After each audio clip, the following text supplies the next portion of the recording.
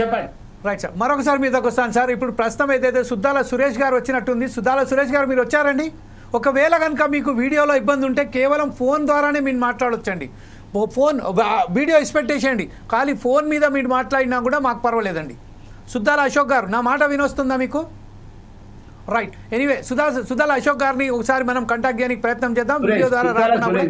సుద్దాల సురేష్ గారు, సుద్దాల సురేష్ గారు.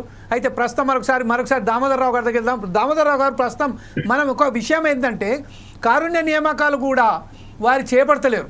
ఎవరైతే ఆరోగ్య సంబంధించింది వాళ్ళ ఫ్యామిలీ కుటుంబాలకు ఇవ్వాల్సింది ఇంతకుముందు గతంలో ఏదైతే కారుణ్య నియామకాలు చేపట్టారో దాన్ని కూడా తీసిపడేశారు. ఇంకొక విషయం, మహిళల పట్ల మహిళలకు సంబంధించిన మెటర్నిటీ లీవ్స్ లేవు, ఏమీ లేవు. దానికి ఇంకో విషయం ఏంటంటే ఏ అడ్మినిస్ట్రేషన్ డిపార్ట్మెంట్లు మాత్రం పర్మనెంట్ ఉద్యోగాలు అని చెప్తున్నారు. అవుట్సోర్సింగ్ వచ్చిన మాత్రం ఇప్పుడు ప్రస్తుతం అయితే అడ్మినిస్ట్రేషన్ డిపార్ట్మెంట్లో కూడా వారికి కావాల్సిన వారిని అపాయింట్మెంట్ చేసుకుంటున్నారు.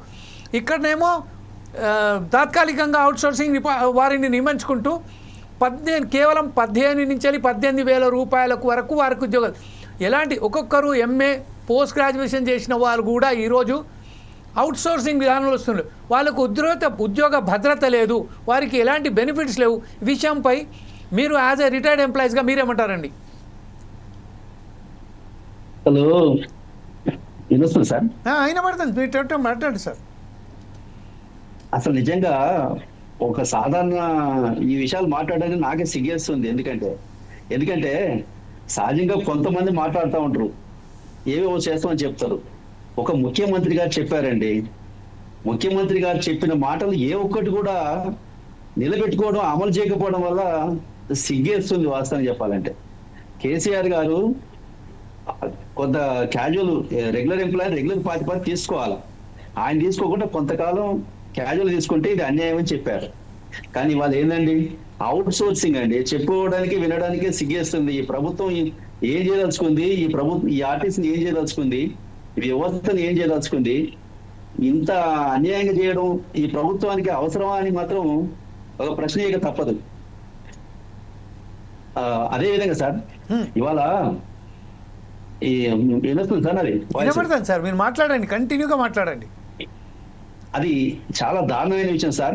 ఈ ప్రభుత్వం ఒక శాసనం సార్, ఒక ముఖ్యమంత్రి మాట్లాడితే ఒక శాసనం లాగా ఉండాల. ఆ శాసనాన్ని ఉల్లంఘించే ముఖ్యమంత్రి గారు ఇలా కార్మిక వర్గాన్ని ఇన్ని గోతులు పెట్టుకోవడం అవసరం సార్. ఇక కొన్ని విషయాలు ముఖ్యం మాట్లాడితే కొంతమంది జీర్ణించుకోలేరు. వాస్తవంగా సార్, కేసీఆర్ గవర్నమెంట్ ఉన్నప్పుడు అప్పుడున్న పరిస్థితి ఆర్టీసీ లాస్ ఉన్నప్పటికీ కూడా కార్మికులు బాగుండాలన్నప్పుడు 44% వేజెస్ ఇచ్చాడు. దాని తర్వాత అయ్యారు కోసం ఇమ్మని అడిగితే 16% ఇచ్చాడు.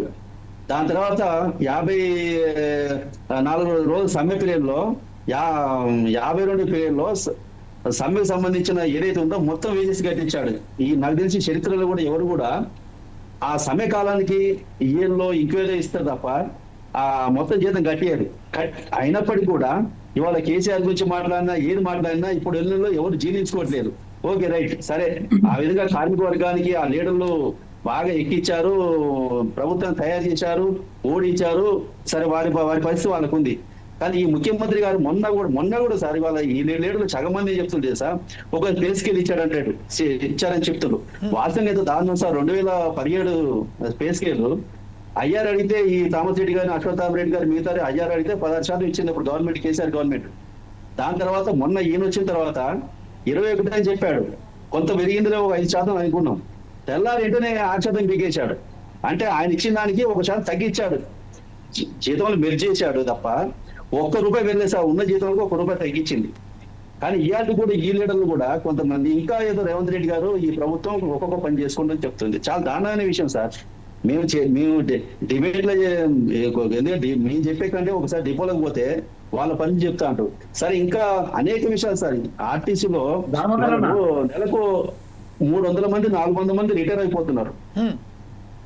ఇవాళ 3,000 మంది రిక్రూట్మెంట్ చేస్తారని చెప్పి 15 నెలల నుండి ప్రభుత్వం చెప్తుంది. ఒక్క రిక్రూట్మెంట్ కూడా లేదు.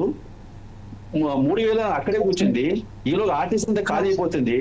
ఎలక్ట్రిక్ బస్సులు వస్తున్నాయి, అవుట్ సోర్సింగ్ వస్తుంది. ఒక రెగ్యులర్ ఎంప్లాయ్ నిర్మించకపోవడం చాలా బాధాకరమైంది సార్. ముఖ్యంగా సార్, నేను ఒక డ్రైవర్ గా 32 సంవత్సరాలు ఆర్టీసీలో పనిచేసిన. డ్రైవర్ కోసం ఎవరు మాట్లాడుతున్నారు సార్? వాడు ఒకసారి డ్రైవర్ బస్ తీసుకుంటే సార్ నేను మాట్లాడుతా సార్, వినబడుతుంది ఓకే, సార్. వినిపిస్తుంది. బయట ఎవరైతే ఉన్నారో వాళ్ళు తమ ఫోన్ మ్యూట్ చేసుకోవాలండి. మీ ఫోన్ డిస్టర్బ్ వస్తుంది కాబట్టి మీరు ఒకసారి ఫోన్ చేయండి. ఎప్పుడైతే సుద్దాల సురేష్ గారు కూడా వచ్చినట్టుంది. సుద్దాల సురేష్ గారు నా మాట వినబడుతుందా?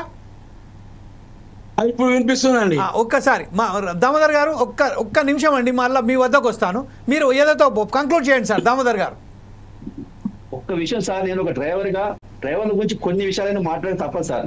నేను నాకు కొంత ఆ బాధ, డ్రైవర్ బాధ నాకేందో తెలుసు. ఎస్, ఒక డ్రైవర్ సార్ డిపోలో బయలుదేరిన తర్వాత ఎన్ని కిలో విజయవాడ పోయినా, బెంగళూరు పోయినా, ఇంకెక్కడికి పోయినా ఆ గవర్నమెంట్ చేతి తిరిగి రావాల్సిందే. తాను ఒక్కటే రెస్ట్ లేకుండా పనిచేసింది ఆర్టీసీ లో, అది ఒకటే పోస్ట్ అని నేను నమ్ముతా. ఇవాళ ఇంతమంది రిటైర్ అయినా ఆ పని మొత్తం డ్రైవర్ నెత్తినేసి పని చేపిస్తున్నారు. డ్రైవర్ ఒక వన్ మ్యాన్ సర్వీస్ డ్రైవర్ చేస్తున్నారు సార్. అతను మిషన్ ఇస్తారు, ఎవరైనా టికెట్ లేని దొంగను లేకపోయినా ఉద్యోగం పోతే ఫస్ట్. ఈ మధ్యన కార్గోడ్ పెట్టారు. ఆ కార్గోలో ఏ పాయింట్ లో ఎన్ని వేస్తారో తెలియదు. అది ఏ ఒకటిని వేస్తే డ్రైవర్ పనిష్ అవుతున్నాడు. ఆ విధంగా అతనికి ఉద్యోగ భద్రత అసలే లేని పరిస్థితి సార్. ఇక గమ్మత్ ఏంటంటే సార్, ఇంతకుముందు ప్రయాణికుల రక్షణ కోసం, వాళ్ళ సేఫ్ సైడ్ కోసం డ్రైవర్కి రెస్ట్ ఇచ్చేవాళ్ళు. ఇవాళ రెస్ట్ అనేది కరువు అయిపోయింది. దారుణమైన విషయం. వాడికి టైం లేదు, వచ్చే టైం కానీ, దిగే టైం కానీ, పోయే టైం కానీ, ఏ టైం కావాలని లేదు. వేరే స్టాఫ్ కి ఎవరికైనా సరే తినడానికి కూడా టైం ఉంది సార్.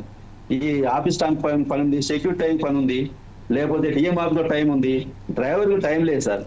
వీళ్ళు సడన్ వాళ్ళ బిహెచ్ఎల్ మియాపూర్ నుండి ఒక బస్సు బయలుదేరుతా ఉంటుంది డ్రైవర్. ఇక్కడ 11 గంటలకు బయలుదేరితే ఆ సూర్యాపేట పోయేసరికి 4 అయితే 4 గంటలకు అక్కడే ఆపాలి తప్ప మధ్యాహ్నం వాడికి ఆకలి తప్పికి ఏదైనా పక్కన తాగబోట్లు కూడా ఆపడానికి వీలు లేదు. ఆపితే ఎవరో కంప్లైంట్ చేస్తారో దానికి డ్రైవర్లు పనిష్మెంట్ చేస్తారు. ఇంతకంటే దారుణమైన విషయం ఇంకెక్కడ ఉందా సార్? డ్రైవర్లు మాత్రం సార్ అత్యంత దారుణమైన పరిస్థితులు ఉన్నారు. ఇలా అందరూ ఒక ఎత్తు అయితే డ్రైవర్ ఒక ఎత్తు. చాలా డ్రైవర్ల గురించి మాత్రం చాలా బాధలు పడుతుంది సార్. డ్రైవర్ల గురించి కాస్త డెఫినెట్గా దామోదర్ గారు మరొకసారి మీ వద్దకు వస్తానండి. ఇప్పుడు ఏదైతే ఆవేదన మనం చూసాం,